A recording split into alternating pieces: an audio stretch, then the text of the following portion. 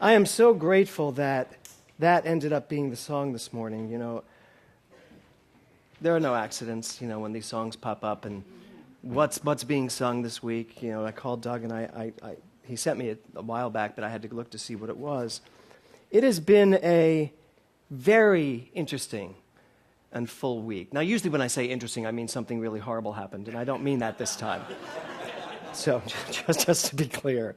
So, but it's been a very interesting and full week. You know, this week started with one of our congregation members coming to my office and telling me that they were having a very hard time with the idea, I am God, and that it really was not working for them.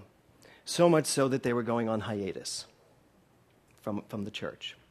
Now, the funny thing is, he actually told me this on the phone, and I said, well, then you're going to have to come in for your hiatus interview. And he was like, what's a hiatus interview? It says, it's just something you do before I allow you to go on hiatus. And he just laughed, and he said, okay. So he came in, and we sat, and we had his hiatus interview. And it was all about this idea, I am God. You know, he said that when he contemplates I am God, it brings with it so much power that it elicits fear and uncertainty and irresponsibility possibly happening. So I felt it was really important for me to address that this week. And I heard myself saying to him, well, you know, just to be clear. And I thought, well, there's the title of my talk. Get rid of the just, though. To be clear. So instead of just to be clear, as though I have the absolute definitive answer, because I do. Because I don't. I don't have the absolute definitive answer. But I have the questions, and they take me somewhere. And that's all we should ever be providing from this stage. The questions to take you somewhere. And then hear what you have to say about the question.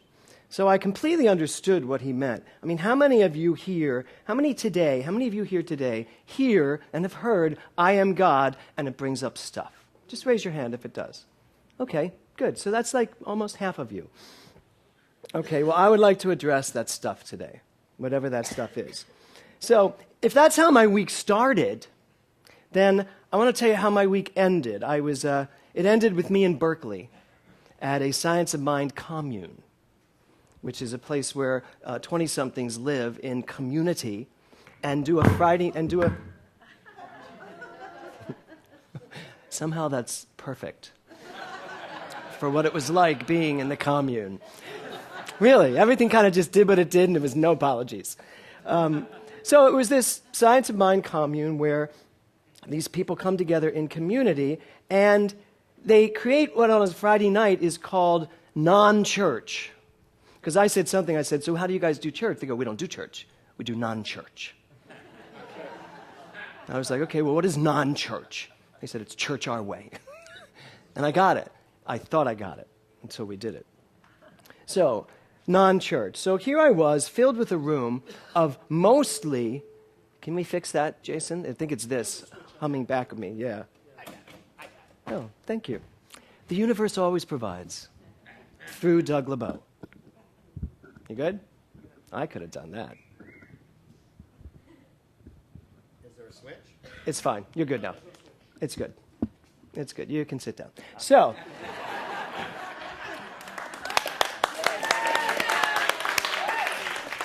I got to tell you, this is so perfect for what my week has been like. It is absolutely perfect. Because when I think I've got it all together and I am like ready to just shine my light, it's when everything kind of like falls down, and it's okay. It's like the universe saying, this is shining your light too. Stop thinking that shining your light has to have a perfection to it, that without that perfection, you're not shining. I can shine in the midst of a hurricane as easily as laying on a beach in the Bahamas. I choose the Bahamas, but whatever. So there I am in this room, and it is by Friday night. I gave a workshop all day, and I had a ball giving this workshop to these.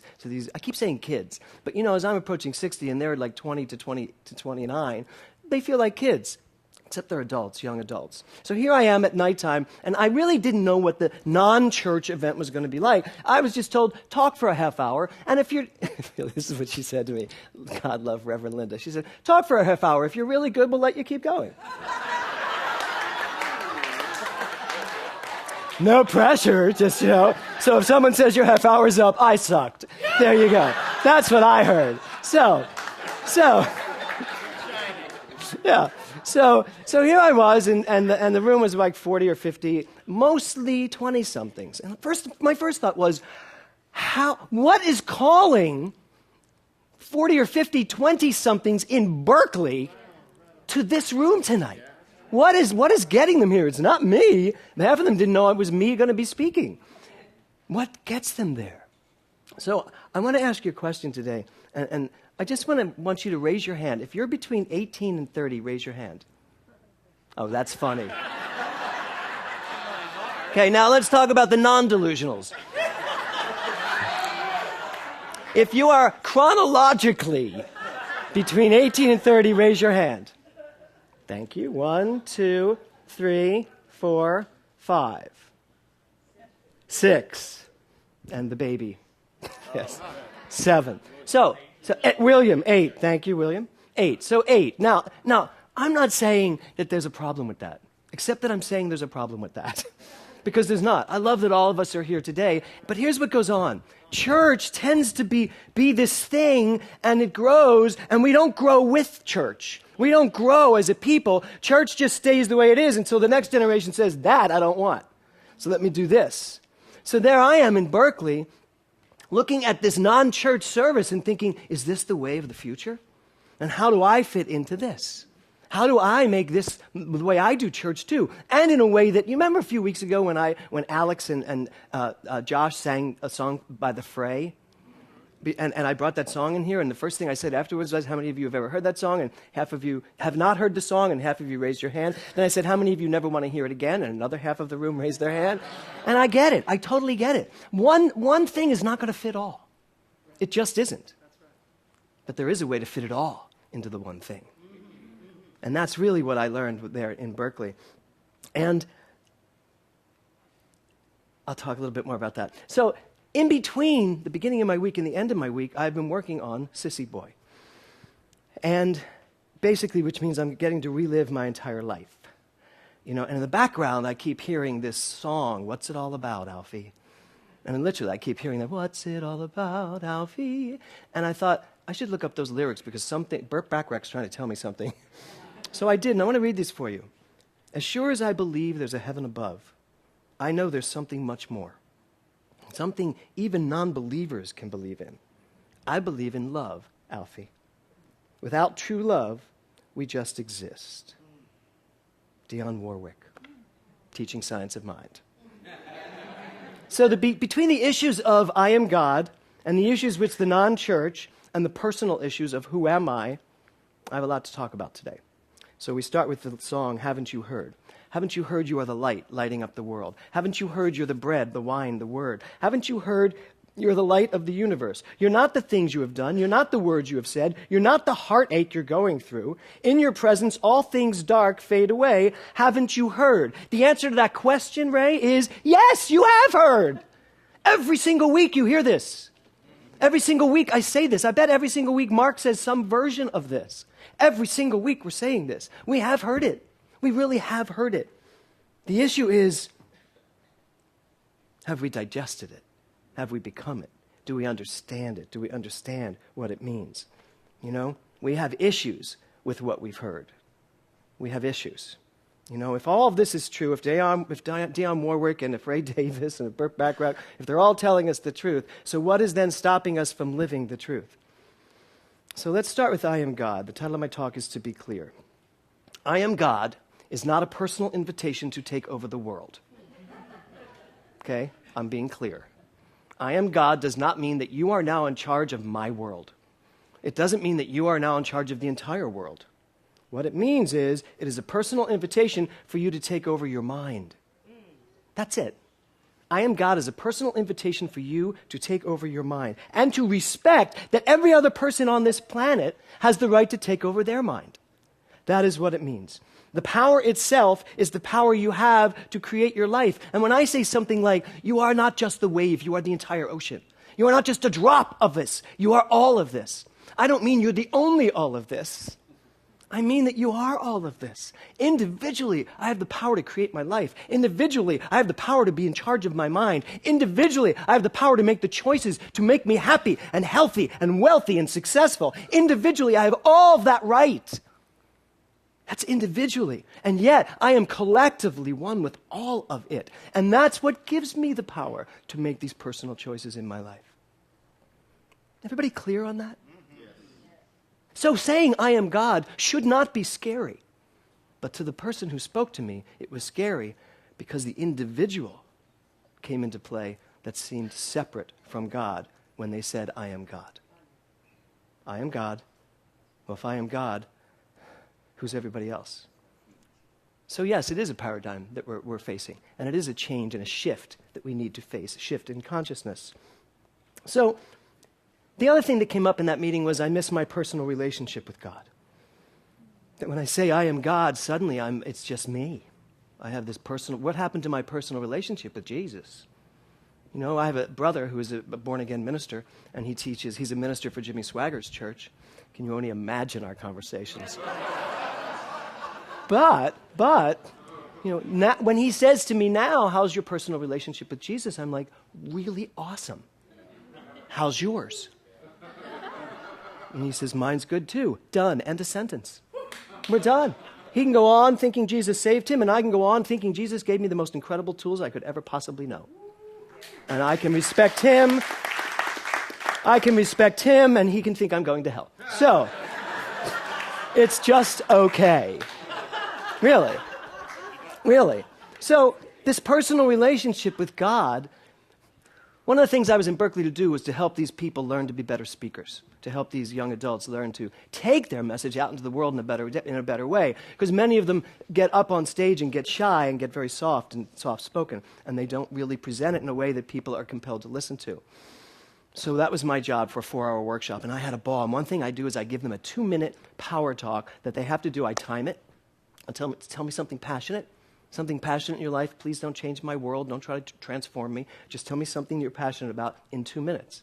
And they would get up and do that. And it was really awesome. And every single one of them, I only stopped one and said, start over. You're trying to teach me. Don't teach me. Because if you try to teach me, I'm not listening.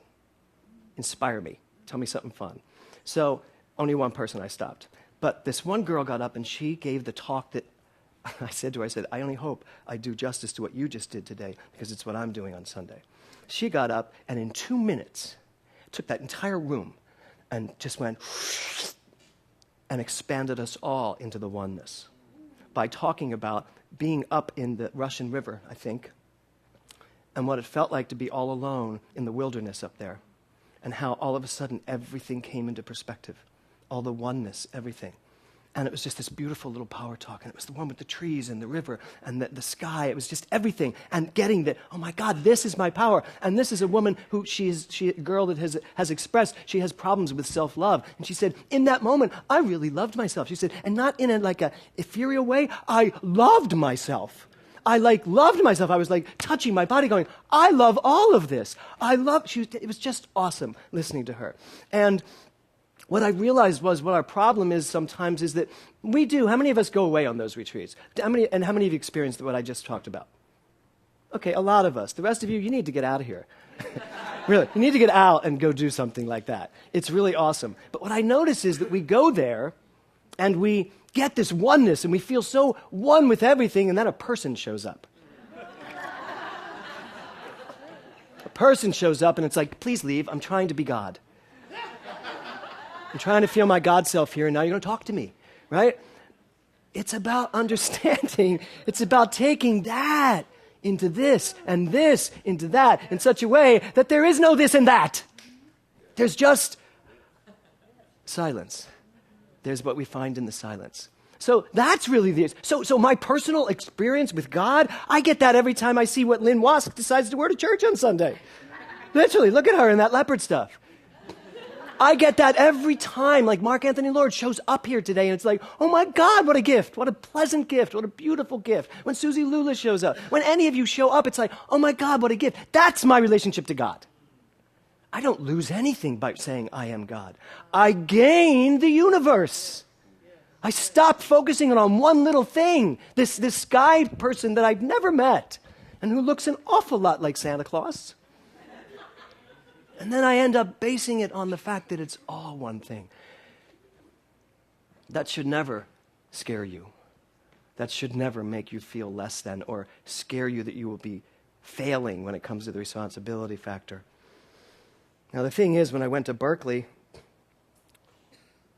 I started my talk with this, with I am God, and I just had to throw the whole thing out the window because I was talking to people that already knew it in such a way that they looked at me like, and? And I'm thinking, because of course for most of us, it's like, that's a major thing. I am God. I mean, I have people coming to my office, leaving the church because I dare to say that. These 20-year-olds, 20-somethings, they're like, yeah, we get that. I mean, that's a no-brainer. But now what do we do with that? That's the next step. They don't want me to waste their time telling them that they are God. They get the idea. They want the next step. What does it mean to be God? And that's where their conversation is. And you know what? I don't care how old we are. That's where our conversation needs to be. So you know what? Those of you who do have an issue with I am God, I hope I've answered your question. If I haven't, get me to answer it again and again and again until it makes sense so you can move past that to, now what do I do as God? Because frankly, that's where I want to live. I don't want to live in a commune. I have decided that. But I do want to live in the universe with the sentence, now what? Now what? So, what I want us to do is to feel more. I want us to be able to feel more. And I've broken up my talk today into a couple of segments. And we have a very special thing to do right now. And that is to name and to welcome into the community a baby.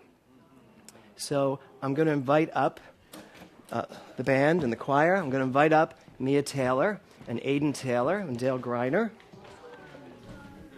Now here's the thing, folks. He may scream and cry. He gets to. I promise I won't. But, because frankly, can you all see him? So, frankly, he knows who he is. And he has no apology about it. Oh, that we should all get to that place where we remember who we are with no apologies. So, today our purpose is to welcome Aiden into this community. Babies remind us who we are. A child, happy, free, and spontaneous, which is what we are very, very much aspiring to be in our own lives. And for us, that's the call to action. Ernest Holmes said this, "Then spoke the child, I am come to bring peace. I am the child of joy, and to all who will I give life. I am formed of happiness. I am come from the eternal stillness. Quietness and confidence are indeed mine.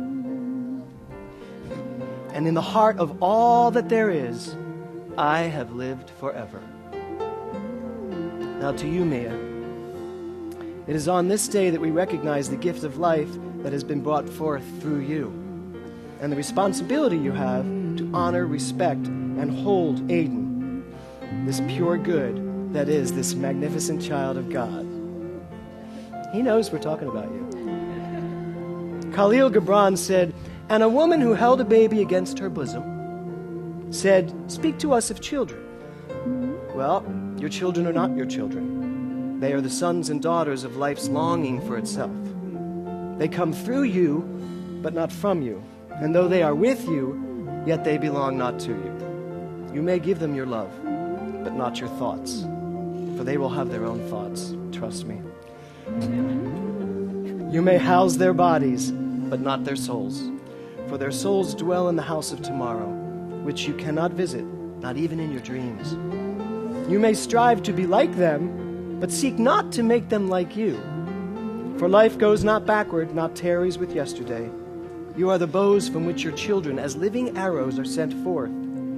The archer sees the mark upon the path of the infinite, and he bends you with his might, that his arrows may go swift and far.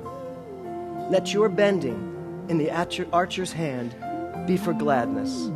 For even as he loves the arrow that flies, so he also loves the bow that is stable." To you, Dale, Godfather, you have been selected to hold this child in his highest place of truth. That as a child and an expression of God.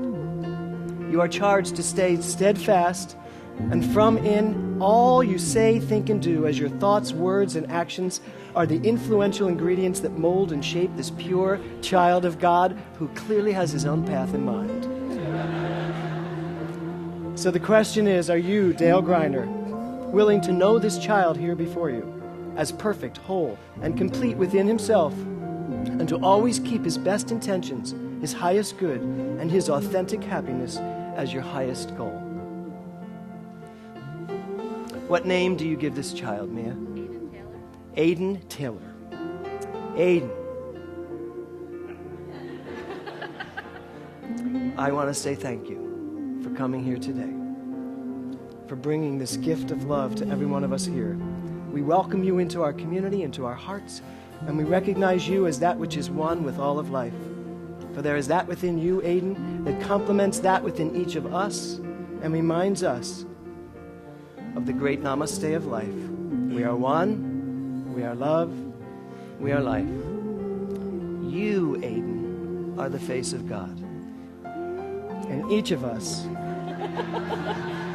you want to make sure that's true? There it is, right there. And each one of us recognizes this truth.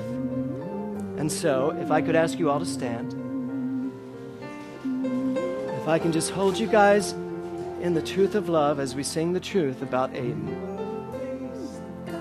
You are the face of God.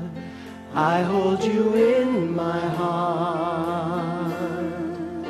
You are a part of me. You are the face of God. You are the face of God. I hold you in my heart. You are a part of me. You are the face of God. You are the face of God. I hold you in my heart. You are a part of me. You are the face of Now, God. just the signs.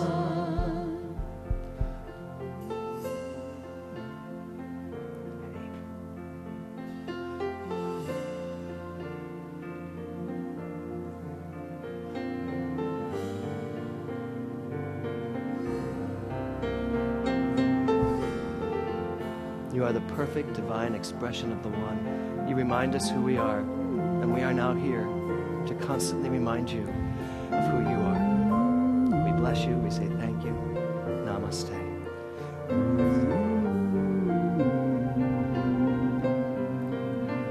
You are the face of God. Aiden Taylor.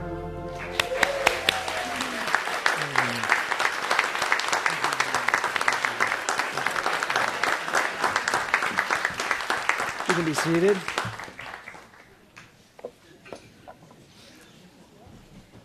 So, to be very clear, that's who we are. That's who I am. That's who you are. That's what we are. That's what's inside us. It's what we came here with.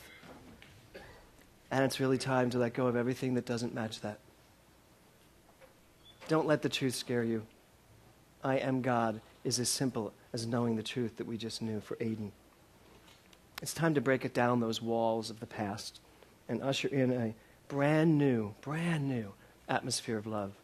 And so I want to close with Ray Davis's second song, because I think it will absolutely take us right where we need to get to right here at the end. So, Ray. You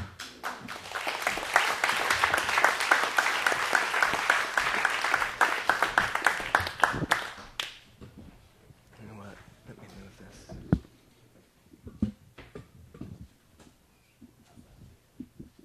Yes.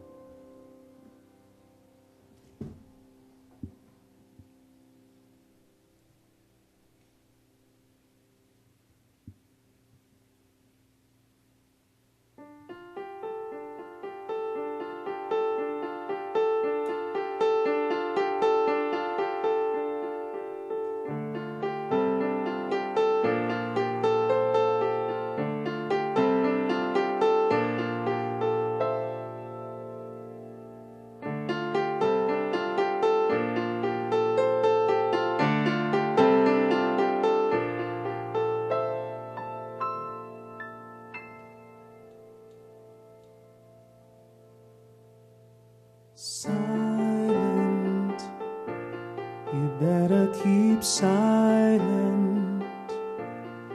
Don't let them hear you speak.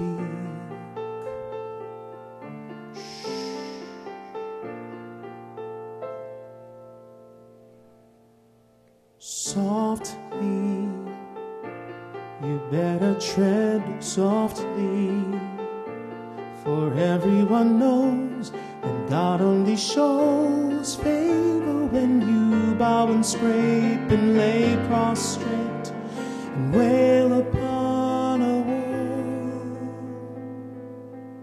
There's something small and still inside said no.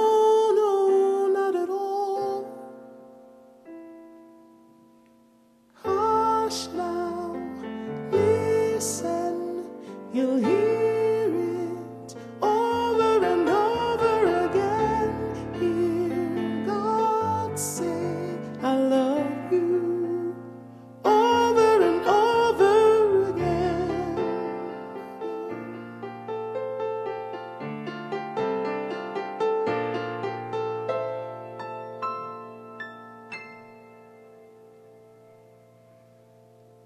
Head down, you better keep your head down.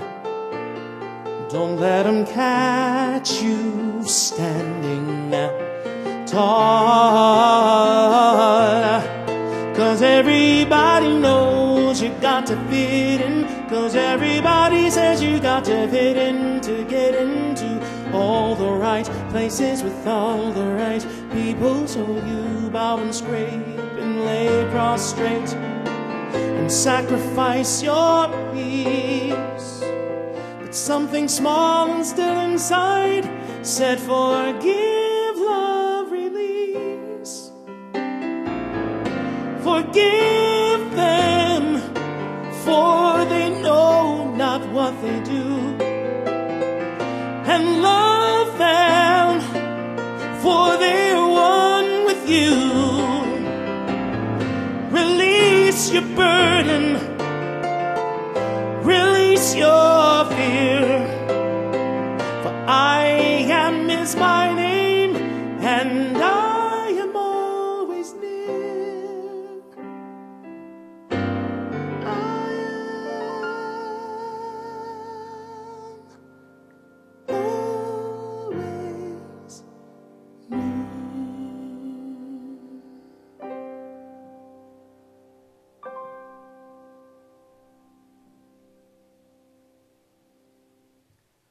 Hush now, listen, you'll hear it over and over again.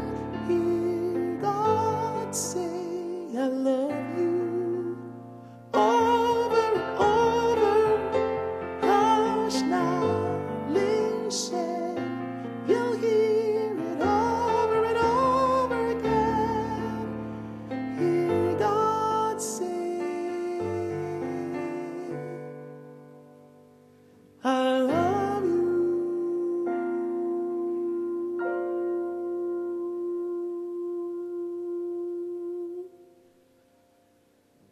Hear it over and over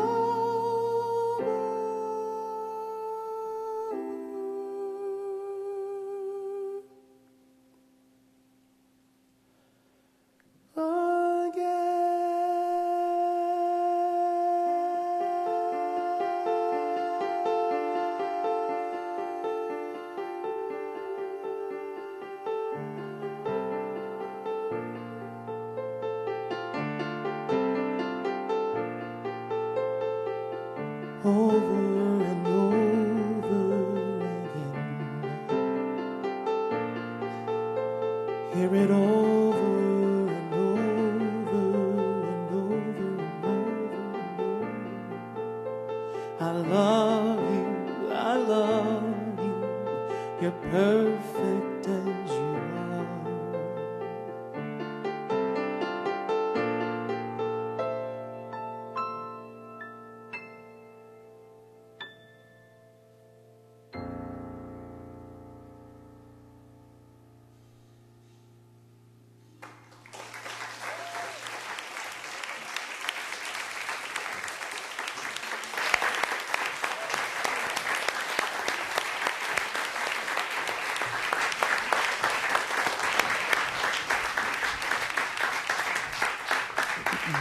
So, okay. Thank you, Ray. That was so beautiful. Really beautiful. I was sitting there thinking, every time I say I love you, which I say a lot, it's God saying I love you. Because I am God. And I have no problem with that. Every time someone says I love you, it's God saying I love you to you. So there's no absence of that. Thank you for that song.